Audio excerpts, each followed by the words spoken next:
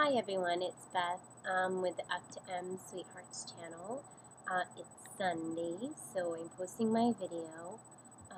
This week's topic is sex. And a couple of the questions that they had were talking about dysphoria. Let's see here, what else do I have? Sexual needs, talking about sex, things around sex. So we're just going to kind of talk about some of those things. And it is, I think, week 23. I'm horrible at the number thing. So with Judah and I think we have a pretty normal sex life. I don't know. I work a lot of hours, so we don't have sex as much as we used to when I didn't work a lot of hours because I'm tired all the time, which doesn't help, which is lame. But we don't have any problems talking about sex, we don't really have a lot of problems talking about pretty much anything. We're big communicators, and I think that, I'm saying a lot, that's weird. I think that that's a really big part of it, there you go again, because it's about intimacy, and a big part of intimacy is communication. And so if you can't communicate with the other person about something, then you have a more difficult time being intimate, which is very true in our relationship. When we're struggling with communicating with each other, that's when we have a harder time in the bedroom. But I'm thirsty, sorry. And so for us, the more we talk and the more that we're having open lines of communication, the easier it is to have sex. And now we've been together 3 years now, and so there's kind of like a normal ebb and flow that happens. We first get together, it's all new and exciting, you have a lot of sex, woo-doo-doo-doo, or maybe you don't, I don't know, most people I think do. We did. And then after a while, life happens and you get stressed and you get tired and all of that. And we've gone through a lot in the past 6 months, so we've been kind of hit or miss as far as like having a lot of sex. And we haven't really experimented too much, so I'm not like super knowledgeable, but I think there's a lot of things that I would totally like to try, as far as like strap-ons and things like that. I mean, for me, I'm totally a try everything once person, and as you kind of delve into this whole like new world, that's something that I'm definitely open to. But it's kind of like, I don't know, like like navigating the waters with that. You start like looking at things online, and there's like a whole like thing that comes with that. When your partner is trans, there's all these like accessories and things that you need or some of them want, and it's very confusing, by the way. So if you're going through that right now with, you know, binders and packers and strap-ons and all of that, pretty normal. Don't freak out. You'll figure it out. And so we're just at the beginning of all of that fun stuff. So we don't currently use a strap-on, but when we have sex, we have really good sex. However, it is a lot more infrequent since the transition began, which is kind of interesting. And Judah just started tea a week ago, so that whole like crazy horny teenager thing hasn't happened yet, which will be interesting when it does. Because we'll have to like schedule sex time, which I kind of laugh, but I'm totally serious. This is really not romantic, but oh well.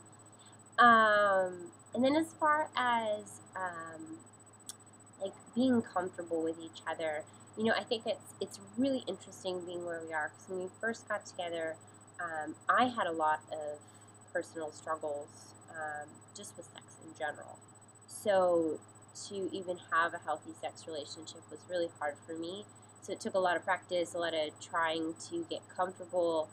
And a lot of it was just about trust, which I think it really is.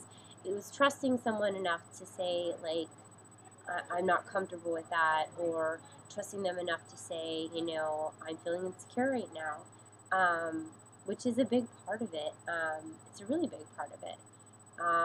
The trust factor, the sensitivity factor, like when you're emotional and feeling vulnerable, because sex is very vulnerable. And if you've had like a bad week with them, or if you've been having a rough time with them, you know, it's a lot harder to have, you know, that good sex. And I think that I think that there is two kinds of, there's like have to have sex, and then there's like, you know, like good sex.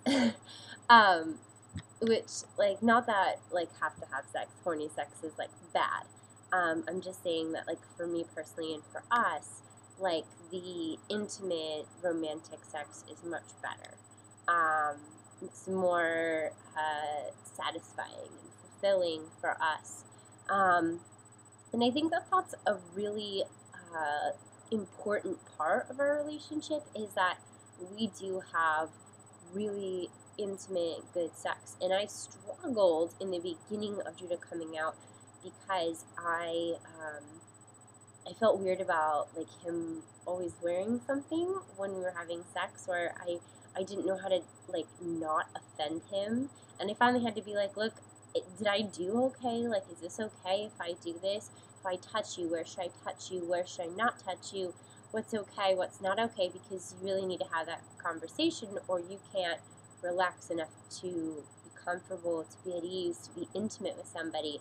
And so as I kind of navigated the waters with him, and him communicating with me, and me just getting used to it, getting used to him wearing a binder when we have sex and things like that, that are big changes. For me, however, for him, they're like really exciting. He feels less dysphoric. He is more comfortable with it.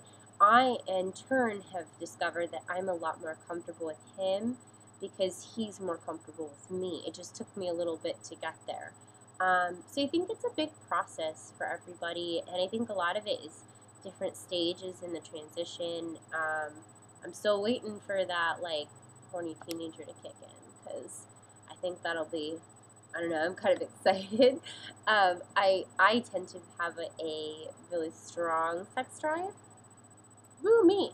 And so, like, for me, even though I'm really exhausted a lot, I am always down for, like, some good sex. So, well, good sex with the person I love. And so, I don't know, I'm kind of excited about that still. Now, for us, the rest of the transition and dysphoria, it's really up and down. When Judah started tea a week ago, we've had a lot more of that kind of seep in, and we've had a lot of just romantic times without sex, which I think is also like a part of that whole like communication. And we do a lot of cuddling, and we spend a lot of intimate time together without, you know, having sex. And I think that that's just as valuable, and it's just as intimate as actually, you know, getting all freaky with it, which is totally, I think, amazing that you can be close and intimate with your partner on so many different levels. So if any of you are kind of struggling with that, or you're going through kind of the things that I've gone through with, like, I don't know what to do, I'm not sure if I'm okay, and I don't know if I'm going to offend him, I think that having some romantic, cuddly, talk about it time is a really good way for you to affirm not only him, but to kind of get that need fulfilled for intimacy without having to be too vulnerable if you're not at that point where you're ready to be that vulnerable in the situation yet. But it does allow opening that door, because I think that vulnerability, that trust is really, really important. And that's all I've got for you guys. Nothing crazy or kinky to share yet, but hopefully this helps you guys, and I hope that wherever you are in the world, you know that you are loved. Happy Sunday. Bye.